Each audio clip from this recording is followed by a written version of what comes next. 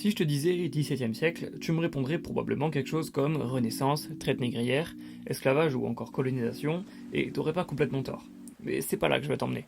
Peut-être qu'évoquer la tentative de contrôle des empires coloniaux britanniques, hollandais ou encore français sur les mers du globe te mettra sur la piste. Toujours pas? Ok, et si je te dis Caraïbes, ça devrait aller, non? Effectivement, à cette époque, non pas parallèlement à tous ces événements majeurs, mais plutôt au beau milieu, se déroulera la grande ère de la piraterie. Ces figures emblématiques sont nombreuses. Olivier Levasseur, dit La Buse, Édouard Teach, dit Barbe Noire, François Lolonais, etc., etc. Flibustier, corsaire, vaisseau, gouvernail, grand voile et autres lexiques spécifiques que tu connais sans doute déjà, cette période n'aura que trop marqué la culture commune. J'en veux pour preuve le nombre incalculable d'œuvres et de fictions prenant place dans un tel contexte ou s'en inspirant. Entre autres, L'île au trésor de Stevenson, Les naufragés du Hollandais volant de Brian Jack ou pour le cinéma d'animation, La planète au trésor de Disney. Naîtra évidemment une légion de personnages aujourd'hui ancrés dans la pop culture. Capitaine Crochet, Davy Jones, ou celui que j'ai volontairement gardé pour la fin, l'icône par excellence de la piraterie, sans suspense, Jack Sparrow. Alors, le cinéma, la littérature, c'est bien, mais je te propose plutôt de te tourner vers un médium particulier à l'Asie-Pacifique et encore jamais abordé sur cette chaîne. C'est dans les années 90, dans l'imaginaire d'un jeune japonais issu de la petite ville de Kumamoto, que naîtra un jeune garçon aux ambitions immenses et promis à la plus grande aventure pour devenir le plus grand des pirates. On parle donc aujourd'hui d'un manga, je dirais même le manga, One Piece.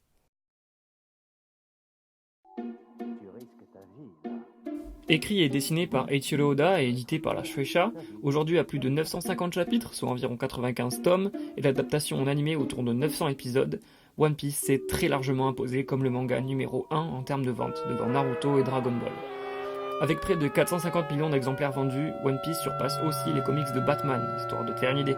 Le prochain sur la liste étant évidemment le slip rouge de Clark Kent. Mais alors pourquoi? Comment ça se fait que One Piece se vende autant? On va balayer directement l'argument du nombre de tomes avec un simple chiffre. One Piece n'est même pas dans le top 10 des mangas les plus longs. Ça vient donc d'autre chose. Et spoiler, c'est ce qu'on va voir dans cette vidéo. Si je devais nommer le plus gros point fort de l'œuvre d'Eiichiro Oda, je dirais sans hésiter son univers. Et Zoro, parce que bon, voilà, qu'on se le dise d'un moment ou un autre. Le premier chapitre de One Piece est paru le 22 juillet 1997 dans le Weekly Shonen Jump, célèbre hebdomadaire japonais, spécialisé comme son nom l'indique dans un style de manga précis, les shonen. Ce genre se caractérise par la volonté inébranlable de ses héros au cœur pur à vouloir réaliser leurs rêves et à tout faire pour y arriver. Il se différencie entre autres des seinen, aux univers beaucoup plus sombres et matures, ou des shoujo racontant des histoires d'amour et d'amitié dans la vie de tous les jours. Pour être plus précis, One Piece est un shonen neketsu dans lequel les conflits se règlent souvent au poing ou à l'épée, et où les ennemis d'hier sont les compagnons de demain. C'est le genre de manga le plus populaire, dans lequel on casse 80% des gros succès de ces 20-30 dernières années. Donc en soi, c'est rien d'exceptionnel. Pour l'instant.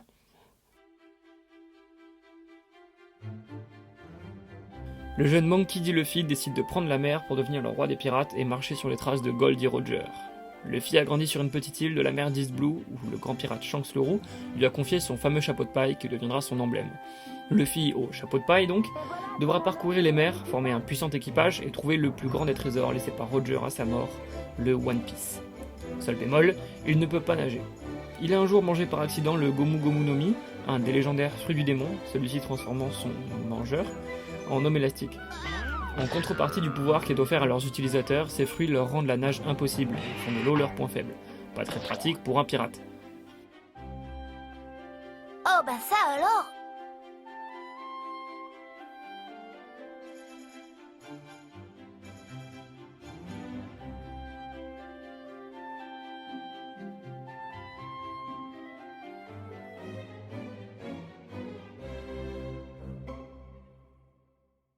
Dans chaque arc narratif de One Piece, donc à chaque grosse intrigue, Luffy et les Mugiwara débarquent sur une nouvelle île.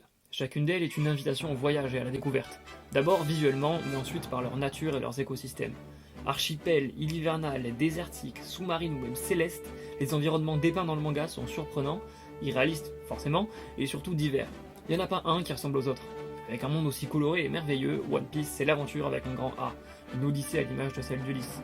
Certains lui reprocheront d'être, à ses débuts, un peu trop enfantin et de ne devenir que trop tard un tant soit peu mature, et je peux le comprendre. Mais il faut savoir qu'au départ, One Piece était destiné à un public jeune, et surtout, Oda l'affirme lui-même, n'était pas prévu pour durer. Finalement, continuant sur sa lancée, il écrira la suite comme un énorme pari qui, vous l'avez vu, finira par payer. L'œuvre suivra ses lecteurs, Luffy grandissant avec eux. Le manga est devenu le récit d'un équipage soudé à travers un monde aux enjeux politiques complexes. Et malgré ça, One Piece a gardé son côté coloré. Le manga crée une sorte de rêverie chez ses lecteurs. Ces aventures donnent l'envie d'être avec eux. Et le fait que Luffy ait son propre rêve à accomplir, comme tout héros de shonen qui se respecte, a son importance dans cette rêverie, puisque les lecteurs doivent pouvoir s'identifier au personnage principal. Qui n'a jamais eu envie, après avoir vu Le Seigneur des Anneaux, de partir à l'aventure et de vivre une épopée grandiose? Je vous le demande. Je vais jamais le laisser, ça, mais c'est pas grave.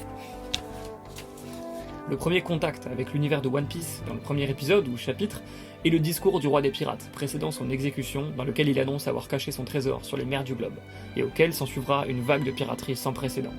Le lecteur ou spectateur est directement plongé dans ce contexte où des milliers d'hommes et de femmes sont animés par le même rêve, trouver le One Piece et prendre la digne succession de Roger, et de savoir qu'il s'était livré lui-même à la marine rajoute du panache à la mort de l'homme le plus libre du monde. Quoi mieux pour introduire une œuvre de cette ampleur? Un générique des plus emblématiques, absolument tout manga confondu, par exemple. Non, sérieux, je mets encore des frissons rien qu'à l'entendre, précédé de cette fameuse intro. Et encore, je ne suis One Piece que depuis 9 ans, encore qu'au début je regardais les épisodes dans le désordre sur Direct Star. Mais voilà, aucune œuvre ne m'aura autant accompagné dans ma vie que One Piece, et je pense qu'aucune autre n'en sera capable. En tout cas, pas au même niveau. En regardant One Piece plus jeune, j'ai eu envie d'être avec l'équipage au chapeau de paille et de faire partie du voyage. Je me suis vénère devant ma télé quand Luffy s'est pris une fessée par Lucci à Water 7. Je l'ai encouragé pour sa revanche. J'ai pleuré en regardant la bataille de Marineford. J'ai tapé des grosses barres en voyant les zombies de Trigger Bark et toutes les vannes qui sont faites autour. Je suis passé par toutes les émotions en regardant One Piece sur la télé familiale. J'ai vécu des trucs avec eux. C'est peut-être dû au fait que j'ai grandi, mais depuis, rien n'a su susciter une telle passion de ma part. Mes potes peuvent en témoigner. La plupart en ont absolument rien à foutre, et je m'en battais les couilles, j'étais à fond, quitte à vivre mon truc tout seul. J'ai juste acheté un coup d'œil à mon Twitter, et tu comprendras très vite à quel point One Piece rythme ma vie. Et je parle même pas de mon amour pour Zoro, parce que alors là, c'est n'importe quoi, je suis incontrôlable. À revenir sur l'humour, faut savoir que ça reste un aspect important du manga. Parfois, sa narration passe par une blague et rien d'autre. On conserve cette merveille omniprésente. Certaines vannes passent d'ailleurs 10 fois mieux en VF. Je suis désolé, mais le Usopp est un gros blaireau, il est légendaire. Ok. Usopp est un gros blaireau. Et elle t'a pas demandé de m'insulter. Usopp est un gros blaireau. Je parle même pas des imitations de Luffy ou du running gag absolu de Zoro et son sens de l'orientation. Et demandez sur le bateau. Où est-ce que tu vas? Pars pas tout seul. Je vais marcher. Pourquoi? Non, n'y va pas. Et reste là, le cactus, ou tu vas encore te perdre. T'oublies qu'on est sur un archipel. Si tu te paumes, on te retrouvera jamais. C'est bon, lâchez-moi, je vais pas me perdre. Ça ajoute de la légèreté à l'œuvre, et même dans l'arc en cours, Wano Kuni, ça continue. On garde une certaine crédibilité par rapport à l'œuvre initiale, qui avait un propos plus enfantin, parce que justement le ton global a évolué. Je pense notamment à Impel Down, Marineford ou comme j'ai dit Wano Kuni, aux événements graves, mais en parallèle, l'humour est toujours là, comme élément intrinsèque de l'œuvre, à travers des personnages comme Baggy ou Ivankov. De la même manière, l'originalité persiste, par le cadre mais aussi par les personnages. On ne se limite pas aux humains et aux animaux, non, sinon ce serait bien trop facile. On passe aussi par les géants, les hommes poissons, éléphants de la taille du Nil, monstres des mers, les longs bras ou longues jambes, les minx, tontata. Et puis, même chez les humains, c'est n'importe quoi, genre t'as des mecs de 5 mètres de haut sans que ça soit véritablement expliqué. Mais tu sais quoi? On s'en fout. Oda s'est complètement lâché sur les espèces, et c'est pas là juste pour décorer. Pour illustrer ça, je te laisse jeter un œil aux membres de l'équipage au chapeau de paille. Brooke, squelette ambulant et barde du groupe, Franky, charpentier cyborg, Robin, femme archéologue dévouée à l'histoire, Chopper, reine qui parle et accessoirement médecin de l'équipage, si, je te jure, Sanji, cuistot gentleman, Usopp, tireur d'élite au long nez et grand froussard à ses heures perdues, Nami, navigatrice obsédée par l'argent, Luffy, capitaine et homme caoutchouc, et le meilleur pour la fin, Zoro, bretteur hors pair avec ses 3 sabres. Et puis, encore sur le thème du rêve, chacun de ses persos le leur. Luffy, être roi des pirates, ça tu le sais. Zoro, devenir le plus grand épéiste du monde. Nami, cartographier la planète entière. Usopp, devenir un vaillant guerrier des mers. Sanji, trouver la légendaire All Blue. Chopper, être capable de guérir toutes les maladies. Franky, construire un bateau pouvant parcourir le monde entier. Brooke, honorer une promesse faite à un ami. Et Robin, découvrir l'histoire du siècle oublié. Chacun d'eux trouve en cet équipage un moyen même indirect de réaliser ses objectifs. C'est pas si incohérent que ça. Mais leur présence respective dans l'équipage est toujours motivée au départ par une amitié avec Luffy, ou une volonté de celui-ci, pas forcément partagée, comme ça, sur un coup de tête. L'aspect visuel de One Piece est complètement chelou, les chara-designs étranges sans être dérangeants, les paysages colorés et crédibles sans pour autant être puérils et encore moins réalistes, les mythes grandioses sans être touchés par une once de fanservice. En soi, ça paraît pas compliqué de vivre dans l'univers de One Piece. On n'est pas dans le Midland de Berserk. Les dangers ne sont pas nombreux pour qui n'est pas aventureux. Mais en effet, si tu comptes partir en mer et prendre part à cet âge d'or de piraterie, il te faudra faire attention à la météo, disons, à géométrie variable de Grand Line, savoir se défendre face à la marine et ses officiers, et surtout pouvoir vaincre d'autres de tes semblables. Sinon, ça n'a plus aucun sens pour tout pirate qui se respecte. Luffy y est évidemment confronté. Affrontant pirate sur pirate, lui et ses compagnons devront progresser s'ils ne veulent pas finir sur le bas-côté de la course au One Piece. Et Shonen Neketsu oblige, c'est par les combats et l'élaboration de nouvelles techniques que leurs évolutions respectives se verront le plus. Quand on repense au Luffy du début, qui recrute un chasseur de primes censé se faire exécuter, aujourd'hui à l'influence étendue rivalisant avec les Yonko, on ressent les 2 décennies d'histoire d'un équipage qui s'agrandit et gagne en puissance. En bref, les personnages de One Piece sont hauts en couleur, tout comme le monde dans lequel ils évoluent, et le manga propose une aventure dans laquelle beaucoup auraient aimé participer. Même 22 ans après, on l'apprécie comme à ses débuts. Les récits de l'équipage au chapeau de paille font rêver leurs lecteurs, et cela constitue une importante composante de son succès. Celui-ci s'observe facilement par le nombre astronomique de références à One Piece dans d'autres œuvres, à commencer par celle de son ami de toujours, Masashi Kishimoto. Dans la dernière case de Naruto, on voit simplement le pavillon des Mugiwara sur le visage de pierre du 7ème Hokage, témoignant surtout le respect mutuel des 2 mangaka. Mais une critique revient souvent concernant One Piece. Bon, ok, c'est long, mais on s'en fout de ça. Je parle du « mais à chaque île c'est la même chose, ils débarquent, ils explorent, rencontrent des gens, il y a un méchant, ils vont le voir, se font péter la gueule, ils se retrouvent, défoncent les méchants, et c'est fini ». Le schéma narratif des arcs est donc pour certains lassant et répétitif. C'est possiblement un gros défaut, et faut reconnaître que c'est un peu vrai quand même. Alors, qu'est-ce qui fait que ça ne gêne pas les fans ? On pourrait être nombreux à répondre à cette critique par un « non mais t'as pas compris, c'est pas du tout pareil », en dégainant comme argument le moindre détail qui selon nous changerait complètement la scène.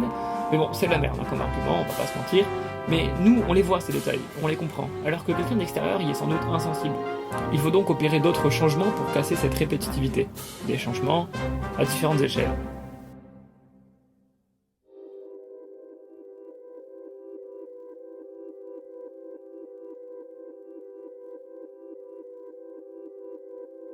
C'est bien par la profondeur du monde de One Piece et sa mythologie qu'Oda va donner un sens à ses arcs et aux actions qu'il décrivent. Outre l'originalité de son œuvre, l'auteur n'a plus à prouver la complexité de l'univers qu'il a créé. C'est pourquoi je me propose de le faire à sa place. Je vais essayer d'aller à l'essentiel. Ok. Le monde de One Piece est entièrement maritime et séparé en 2 par une chaîne de montagnes rouges qui fait le tour du globe. Red Line. Perpendiculairement, l'océan linéaire Grand Line est réputé pour ses temps violents et pour héberger l'île sur laquelle se trouverait le One Piece. Le monde est donc séparé en 4 mers, East Blue, West Blue, North Blue et South Blue. Aussi, il n'existe qu'un nombre très limité de passages pour traverser Red Line, la moitié étant contrôlée par le gouvernement ou la marine, donc à éviter pour nos protagonistes hors la loi. Il y a 7 pirates dont la marine reconnaît la puissance et qui ont conclu une sorte de pacte avec elle. On les appelle les 7 grands corsaires, ou Shichibukai en version originale. La deuxième moitié de Grand Line, appelée Nouveau Monde, est contrôlée par 4 autres pirates ayant chacun étendu un empire d'influence. Les 4 empereurs, ou Yonko, parmi lesquels on note Big Mom, Kaido, Barbe Blanche et Shanks. Le One Piece se trouverait sur la dernière île de Grand Line, Raftel. Personne ne sait où elle se trouve précisément, seulement qu'elle est dans le Nouveau Monde. Pour la localiser, il faut avoir lu les 4 road poneglyphes, des énormes blocs de pierre rouge sur lesquels sont inscrits des textes dans une langue oubliée. Ces 4 blocs sont détenus par chacun des 4 empereurs. Il existe plus généralement des poneglyphes, noirs, portant des textes divers et variés, toujours dans la même langue. À en croire la légende, en les rassemblant tous, on forme le Rio Poneglyph, qui raconterait l'histoire du siècle oublié. J'y viens, enfin. Ce siècle oublié a eu lieu il y a 500 ans, mais personne ne sait ce qui s'y est déroulé. Le bouche à oreille a été inefficace, comme si tout le monde avait oublié, et les seuls textes relatant de ces événements sont les poneglyphes. Mais comme je l'ai dit au-dessus, la langue de ces textes est morte, donc plus personne ne peut les lire. À moins que... Le peuple d'Ohara est réputé pour posséder la plus grande bibliothèque du monde, et surtout pour être le seul peuple à encore comprendre le dialecte inscrit sur les poneglyphes. Il y a 20 ans, le gouvernement mondial a lancé un Buster Call contre cette île, soit une opération militaire de grande ampleur ayant pour seul et unique but la destruction. Le gouvernement avait un intérêt à la disparition de ce peuple. Cette motivation est évidemment de conserver enfouie l'histoire du siècle oublié, car eux seuls peuvent la déterrer. Ohara a été annihilée, à l'exception involontaire d'une petite fille, Nico Robin. Avant de rejoindre Luffy, elle a passé 2 décennies à fuir le gouvernement et ses agents, traduisant la persévérance de ce dernier à vouloir la voir disparaître. Tout naturellement, son rêve est devenu de découvrir cette histoire. Le gouvernement mondial règne sur le monde. À sa tête se tient le conseil des 5 doyens, aussi appelé Gorosei, qui symbolise le partage du pouvoir, et non sa détention par une seule et unique personne. Un groupe de personnes se lève petit à petit face au gouvernement et à marée joie, les révolutionnaires. À leur tête se trouve le père de Luffy, Monkey D. Dragon. Le monde est petit. Ils mènent des actions partout dans le monde pour renverser ces institutions et se battent pour libérer les peuples opprimés par les détenteurs du pouvoir. Luffy a 2 frères adoptifs, Sabo et Portgas the Ace, accessoirement capitaine de la 2e flotte de Barbe Blanche. Les fruits du démon sont divisés en 3 catégories. Les Zoan, qui permettent à leurs utilisateurs de se transformer partiellement ou complètement en animaux. Les Logia, qui accordent à leurs utilisateurs le contrôle d'un élément tout en faisant leur corps de cet élément. Et les Paramecia, c'est tout le reste en fait, comme le fruit de Luffy ou de Baggy le Clown. J'imagine que là maintenant, t'as soit la tête qui va exploser, soit arrêter d'écouter parce que c'était super long. Mais dis-toi que c'était nécessaire. Bien sûr, une telle quantité d'informations n'est pas délivrée en quelques épisodes, mais diluée en plus de 22 ans d'histoire. Dis-toi surtout que t'as là que l'essentiel. Le manga regorge de détails aussi fourmillants qu'intéressants. On ne remarque pas d'ailleurs le tiers d'entre eux à la première lecture. Aussi, beaucoup d'éléments trop secondaires n'apparaissent et n'apparaîtront jamais dans le manga, mais auxquels l'auteur a un jour pensé et un jour écrit. Dans les tomes reliés, la section Questions des lecteurs, appelée SBS, permet à Oda de révéler de nombreux détails sur tel ou tel personnage, surtout avec ses fameux traits d'humour dont lui seul a le secret. Bref, l'univers de One Piece est bien trop vaste pour en explorer toutes les facettes et pour en suivre tous les événements, mais suffisamment profond et détaillé pour que leurs enjeux apparaissent logiques et cohérents au lecteur. Aussi et surtout s'ils ne sont pas racontés directement. Beaucoup d'histoires et d'anecdotes ont lieu en parallèle d'autres et ne sont par conséquent pas décrites, juste évoquées. Je pense à la rêverie ou la guerre pour l'honneur, par exemple. Et cette tonne d'informations installe des liens entre les actions qui finissent pour beaucoup par se rassembler et raconter une nouvelle histoire, plus grande et plus importante encore. Le meilleur exemple en est la guerre de Marineford, qui sert de point culminant à la première partie du manga. Tout son sens provient de sa cause et de ses conséquences. Ce fut une guerre entre l'équipage de l'homme le plus fort du monde et le quartier général de la marine. Le monde a tremblé, plus rien ne fut comme avant. Le pouvoir de la marine et du gouvernement fut remis en cause. Une phrase a changé le monde, presque autant que le discours de Roger. Le One Piece existe. Ce fut la fin d'une ère et le début d'une autre, celle de la pire génération. Le mangaka a tissé et tisse encore aujourd'hui cette immense toile aux innombrables nœuds et chemins ramifiés que l'intrigue pourra emprunter pour se construire. La difficulté d'élaborer un univers d'une telle ampleur est récompensée par la facilité d'y façonner un récit, une histoire qui servira d'outil pour visiter ce même cadre. En tant qu'architecte de ce monde, Oda se doit de le maîtriser de bout en bout, et là où il semblera se perdre lui-même dans son œuvre, il retombera toujours sur ses pattes, grâce au labyrinthe de dédale qu'il a mis en place et dans lequel lui seul possède la pelote de fil. Finalement, non. Oda n'est pas celui qui se repère dans ce labyrinthe. Il est celui qui en a construit les routes et les impasses, et une fois sa construction terminée, il est celui qui guidera le lecteur le découvrant, en lui cachant les mauvais chemins, sauf s'il lui demande, d'où les SBS. Ce labyrinthe ne nous ralentit pas, il nous sert de musée, donc ce doit d'être le plus long possible. Et c'est en jetant un œil à ce qui nous entoure, au passage que l'on n'emprunte pas, qu'on se rend compte de son immensité. Et dans ce dédale, tant bien que mal, seul le maître des clés pourra nous guider. Nous, lecteurs, on était conscients de ne pas tout savoir, mais on pensait être globalement éclairés sur la plupart des zones d'ombre, sauf les plus importantes, du style le siècle oublié, ce qu'est le One Piece, etc. Mais si j'emploie le passé, c'est pas pour rien. Il y a un peu plus d'1 an, de nulle part, un arc a retourné notre imaginaire à propos du manga. En gros, depuis, on lit un manga qui n'a plus rien à voir. Pas dans son genre, son propos ou quoi, mais justement, dans son univers. Il nous a été révélé, dans la diégèse, donc l'univers même du manga, des choses aux proportions sans précédent. J'en dirai pas plus, mais ceux qui l'ont lu savent de quoi je parle. C'est même paru dans l'animé, donc là, si vous avez tout regardé, c'est bon, faut risquer rien. Et à force de récits, d'événements, de personnages et d'histoires dans un même univers, on en bâtit une mythologie. Toutes ces légendes, les fruits du démon et leurs origines, les armes antiques, les rocks pirates, le One Piece, le trône vacant, tant de questions qui restent sans réponse et qui forment le lore du manga. Le lecteur peut facilement se perdre face à son immensité, et c'est en y étant confronté directement qu'on se rend compte de sa profondeur. Pas nécessairement en termes de sens, plus dans la quantité d'informations libérées. Celles-ci d'ailleurs se recoupent entre elles très facilement. Je suis pas en train de te parler d'un Dark Souls dans Star Wars, il suffit de s'y attarder 5 minutes pour tout remettre dans l'ordre. Peut-être parce que beaucoup d'éléments restent encore dans l'ombre, mais principalement parce que des connexions inattendues se créent facilement d'histoire en histoire.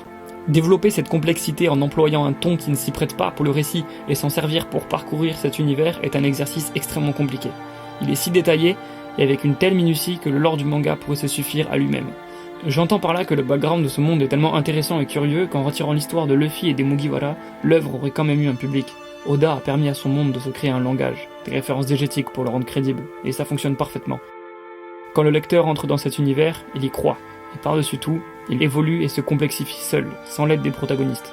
Mais paradoxalement, cela induit fatalement un défaut du manga. Sa profondeur et sa densité rendent One Piece difficile d'accès. D'autant plus que l'idée de se taper 950 chapitres pour être à jour peut en repousser plus d'un. C'est tout à fait compréhensible de ne pas vouloir se lancer dans l'univers de One Piece. son lore avec un grand L, crée un espace où le récit prend naturellement forme, un océan infini sur lequel on pourrait naviguer des mois durant pour l'explorer totalement. Aussi, cet océan est d'une profondeur gigantesque, le rendant plus passionnant encore à découvrir. C'est une mer, parfois calme, parfois agitée, mais sur laquelle il est nécessaire de garder la grand voile déployée pour laisser le souffle de l'auteur guider notre périple. Si les vagues se ressemblent au premier abord, les courants qui les ont formées les rendent toutes uniques. Pour ainsi dire, si les schémas et constructions des arcs peuvent se ressembler, donner un sens à leurs actions par le développement du lore, vient mettre cette répétitivité en déroute. La mythologie du manga regorge de symboles et de figures propres, de légendes et de récits. Ces références, un fan les reconnaît et les différencie. Il arrive donc à passer outre la récurrence, quelque peu exagérée, des constructions narratives principales. Heureusement, chaque personnage a le droit à un développement qui lui est propre, qui justifie son comportement, ses choix, ses lignes de dialogue. La performance est telle que le manga se suffit à lui-même. Encore un exemple. Vous savez ce qu'est une uchronie ? C'est d'imaginer une histoire déjà écrite, mais en changeant un élément précis, et du coup, d'essayer de réécrire le récit en prenant cette modification en compte. Eh bien, je suis tombé un jour sur une uchronie d'un fan sur One Piece. Elle était crédible et cohérente, bien qu'elle ne soit pas du tout écrite par l'auteur de l'œuvre originale. Tout ça pour dire que l'univers est assez complet et riche pour que des personnes étrangères en déchiffrent grossièrement les codes pour les réemployer dans ce même univers. Ces détails grouillants et sa profondeur autorisent son immense communauté de fans à élaborer des théories plus folles les unes que les autres.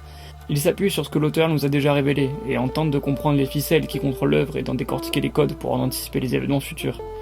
Légion sont les théories qui prétendent redéfinir complètement le manga. Je pourrais citer celle qui expliquerait ce qu'est le One Piece, le rôle des armes antiques, l'unification des océans. Franchement, ça sent. Elle était poussée à son maximum, et surtout vraiment plausible, justement parce qu'elle faisait des liens entre les questionnements et des impasses apparentes du labyrinthe. Des fans avaient semblé trouver un chemin qui les reliait, en pensant avoir compris et assimilé la construction de ces éléments-là. C'est pour ça que quand elle est sortie, tout le monde croyait en cette théorie, et que si elle s'avérait vraie, nous n'aurions pas été tant surpris. Ce fut le cas jusqu'à ce qu'Oda en personne la démente, prouvant que sans son intervention, elle aurait continué de se répandre. Et vous savez ce qui a permis de donner un tel essor à la communauté de One Piece ?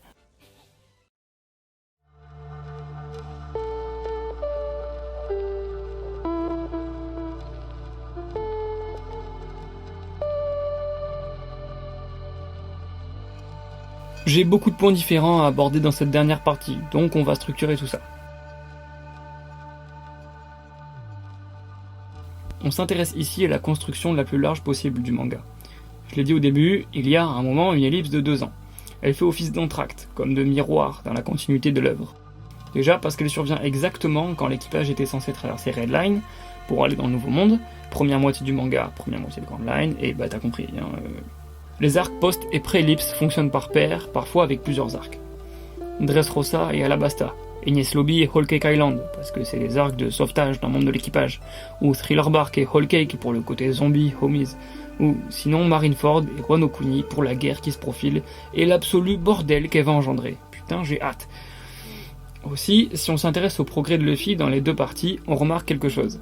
La première moitié sert à Luffy à apprendre à utiliser son fruit du démon. Il y développe le Gear Second et le Gear Third. Et à la fin de cette première partie, il se retrouve pour la première fois confronté au Haki. Alors, le Haki, c'est quoi ? Il se divise en 3 catégories.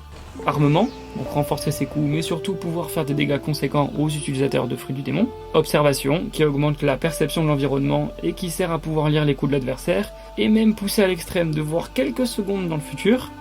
Et enfin, le plus rare et le plus puissant, le Haki des rois, qui sert à intimider les plus faibles d'un simple regard, allant jusqu'à les foutre KO. Et donc, j'en reviens à mon histoire d'apprentissage, où c'est dans la deuxième moitié du manga qu'il va perfectionner son maniement du Haki. Et d'ailleurs, on se rend compte que l'arc Whole Cake Island sert à Luffy à perfectionner son Haki de l'observation, et Wano Kuni, son Haki de l'armement. Encore un parallèle entre les deux parties, séparés narrativement par l'ellipse, physiquement par Red Line, et en termes d'évolution du héros, par ces 2 entraînements, quoi. T'as compris ?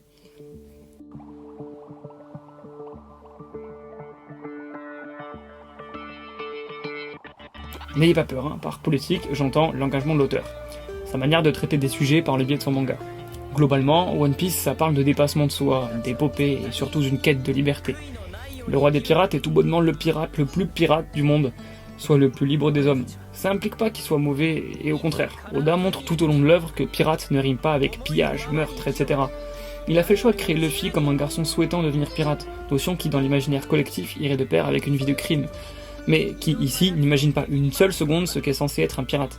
Dans quasiment tous les arcs, Luffy a pour but de défaire une personne abusant de son pouvoir pour faire du mal ou régner par la terreur. Je pense à Arlong Park, Skypiea, et évidemment, presque à chaque fois en fait, je vais pas te faire une liste. En tant qu'héros de Shonen Neketsu, Luffy doit montrer l'exemple au jeune public. Et si la marine peut sembler être les méchants du manga, Kobe, le premier personnage que Luffy rencontre, lui, rêve d'intégrer la marine et gravira petit à petit les échelons. Il tentera même de mettre fin à la guerre de Marineford en essayant d'arrêter Akainu, un des amiraux de la marine. Comme quoi, dans leur rang, il y a des hommes qui souhaitent protéger les gens, et pas seulement régner et imposer leur façon de faire. Comme Akainu le fait, justement. Évidemment, il n'y a pas que ça. Oda profite de son manga pour faire passer de vrais messages. À propos des dragons célestes, Oda aborde la question de l'esclavage, qui apparaît clairement pour la première fois à l'arc Shabondi, à la vente aux enchères de sirènes, d'hommes et de femmes, et parfois aussi d'enfants. Dans la saga Kaido, on évoque le trafic d'armes, on a tout à l'heure évoqué la diversité ethnique de One Piece, Oda s'en sert évidemment pour parler de racisme et ségrégation raciale, sujet souvent traité à travers les hommes poissons. Le mangaka profite aussi de l'arc Wano Kuni, se déroulant dans un pays qui se rapproche complètement du Japon, ça saute aux yeux quand même. Bref, et un arc prenant place dans son pays natal, métaphoriquement, il exploite très bien cette occasion pour parler de la société japonaise, des politiques isolationnistes d'avant l'ère Meiji, la confrontation entre modernité et tradition, avec la question de l'industrialisation et en même temps de l'environnement, bien que ces dernières soient pas du tout spécifiques au Japon. À travers l'histoire du siècle oublié, le mangaka parle aussi de censure, de régime totalitaire ou de corruption. Bref, malgré le ton en apparence enfantin, Eiichiro Oda utilise son manga pour transmettre les idées qu'il considère, j'imagine, importantes. Fallait que j'y vienne à un moment, c'était inévitable. Le monomythe de Joseph Campbell. C'est un modèle en 16 ou 17 étapes, selon les versions, que toute fiction ou épopée suivrait. One Piece n'y coupe pas. Une analyse profonde serait trop longue, même si très intéressante, donc je vais me contenter de survoler la chose, juste histoire que vous compreniez où je veux en venir et en quoi One Piece répond à ces critères. Les premières étapes sont révélatrices de la fiabilité de ce modèle. Luffy vit sur sa petite île sans rien vraiment connaître du monde. L'arrivée de Shanks le Roux sur son île fera office d'élément déclencheur de la quête du héros. Luffy décide de devenir pirate. Shanks refuse de le laisser prendre la mer à cause de son jeune âge. C'est pourquoi il attendra ses 17 ans pour commencer enfin son périple de héros. Ici, le guide est clairement Shanks, ayant initié Luffy au monde de la piraterie, en plus d'avoir été l'acteur du refus de l'appel. Mais ce refus est bien sûr temporaire, puisqu'il élègue son chapeau et qui deviendra son symbole, et celui de sa quête. Naïf, puéril, et suivant parfaitement le modèle du monomythe, pour finir très intelligent, par intermittence on va dire, Luffy correspond à l'archétype ultime du héros de Shonen Neketsu. Luffy a ce pouvoir spécial, celui de donner envie aux gens qu'il croise d'être son allié. Plus Neketsuesque tu meurs. Ouais, je viens d'inventer ce mot, tu vas faire quoi ?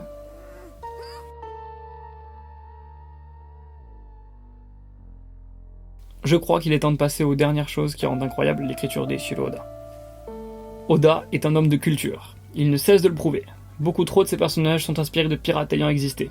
Jewelry Bonny, de Anne Bonny, Kuma, de Bartholomew Roberts, Goldie Roger, d'Olivier Levasseur, le trésor de l'abuse, le One Piece. Mais il ne tire pas son inspiration que dans les figures de la piraterie. Loin de là. Bien que Luffy, probablement tiré du mythe japonais de Sun Wukong, les sœurs Gorgon ressemblent à Méduse, et surtout le pouvoir de pétrification de Hancock, qui passe par sa beauté, laisse transparaître le mythe de la femme aux cheveux serpents. Aussi, les Kara Design sont inspirés de personnalités réelles, cette fois-ci contemporaines.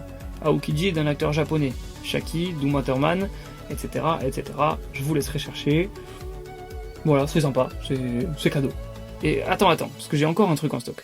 Marshall D. Teach, et Barbe Noire, est évidemment inspiré de Edward Teach, un vrai pirate, surnommé de la même manière.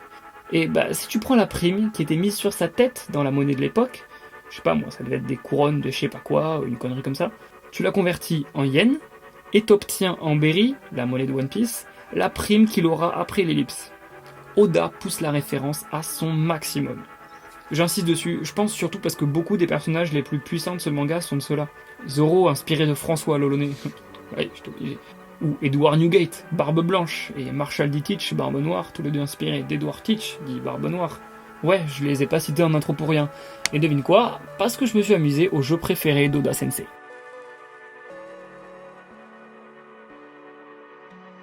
Le foreshadowing est un procédé d'écriture qui consiste à laisser un indice indiscernable ou presque sur des événements futurs. One Piece en est rempli. Jinbei est évoqué pour la première fois dans le chapitre 69. Il n'apparaîtra officiellement qu'au chapitre 528, soit plus de 10 ans plus tard. Déjà là, ça fait froid dans le dos. Mais c'est pas fini. Au chapitre 18, il y a un flashback de Baggy qui montre qu'il était dans le même équipage que Shanks. Sauf qu'on aperçoit surtout Riley qui n'apparaîtra officiellement que dans l'arc Shabondi presque 10 ans plus tard et qui deviendra un second guide pour Luffy. Sanji se fait passer pour Mr. Prince à Alabasta et affirme au chapitre 101 avoir déjà vu des bateaux capables de traverser Red Line. Tout ça en référence à son passé chez le Germa 66, le color spread du chapitre 520 qui annonce la mort de... non, je vais pas le dire. Mais c'est pas tout. Pour ceux qui connaissent pas One Piece, préparez-vous psychologiquement, les autres doivent le savoir. Les mensonges d'Usopp à Kaya se réalisent. Tous. Les Tontata, le poisson qui dévore les îles, l'armée de 5000 hommes. Bref, Oda maîtrise son œuvre de bout en bout. C'est bluffant. C'est là la différence avec la profondeur de son univers. Si grâce à son développement on peut croire en comprendre les codes et pouvoir les anticiper, Oda nous rappelle toujours qu'il est le seul navigateur à bord. Lui seul décide. Et c'est par la présence de ces indices qu'on comprend jamais, qu'on se rend compte effectivement que personne à part lui n'a la prétention de pouvoir conter une telle histoire dans un tel univers. Si One Piece est vendu à tant d'exemplaires, c'est parce qu'il a su au départ toucher des gens. C'est une fois plongé dedans qu'il nous était presque impossible d'en sortir. Je vais parler une énième fois de Wano Kuni, mais promis c'est la dernière. À voir tout ce qui est fait autour, on ressent facilement l'amour de l'auteur pour le pays de l'harmonie. D'abord l'animé.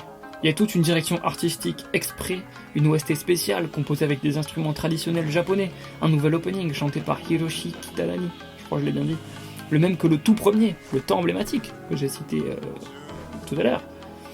Et pour la première fois, l'animé sera un complément au manga. Il y aura des scènes qui n'apparaissent pas dans le manga et qui sont écrites par l'auteur en personne. À l'heure où j'écris ces lignes, je suis déjà conquis alors qu'il n'y a que 2 épisodes à peine. Tout, les couleurs, l'animation, le sound design, les musiques, tout est beau, surtout Zoro. Annoncé dès Punk Hazard, cet arc est le plus attendu de tous et promet d'être le plus grandiose. D'après Oda, Marineford n'est rien à côté de ce qui arrive. Le nombre de factions présentes dans le pays suffit à nous laisser imaginer la grandeur de la bataille finale. Samouraïs, ninjas, pirates, marines, 2 empereurs en personne, bref, cette guerre sera sans précédent. Oda Sensei l'a confirmé, il s'agit du dernier arc de construction de One Piece. Il se doit d'être le meilleur, il y met tout son cœur pour honorer le mieux possible son pays natal. Un peu comme moi avec cette vidéo. Je me suis saigné pour rendre hommage le mieux possible à la plus grande œuvre du 21e siècle. Il était pour moi impensable de me contenter d'un petit truc d'à peine 10 minutes pour parler de ce monument. Autant pour la plus grande partie, j'avais pas trop de problèmes, j'avais juste à exprimer ce que je pensais purement et simplement. Mais quand je parle de la profondeur de One Piece, j'ai multiplié les images et les métaphores pour essayer de faire transparaître mon ressenti et pour le transmettre. Eiichiro Oda avec Wano Kuni, c'est la même chose. Arrivé à 80% de son histoire, le mangaka s'approche du dénouement. On sait que ça va tous nous faire très mal quand on aura fini la dernière planche de One Piece, en repensant à tout ce qu'on aura vécu avec les Mugiwara. 22 ans qu'il produit 3 chapitres par mois et parfois plus. Il ne voit pratiquement pas sa famille. One Piece est l'œuvre d'un homme qui a sacrifié de nombreuses choses pour s'y consacrer entièrement. Le titre de meilleur manga au monde ne vient pas de nulle part. Si Dragon Ball de Toriyama fut le premier à briller à l'international, il a créé une génération de mangas parmi lesquels on compte entre autres Naruto, Bleach et One Piece. One Piece pèse tellement qu'Oda fait littéralement ce qu'il veut. La Shueisha ne peut rien lui reprocher, c'est lui qui les porte. La génération suivante est prometteuse, mais je ne pense pas que My Hero Academia saura s'approcher du niveau de One Piece.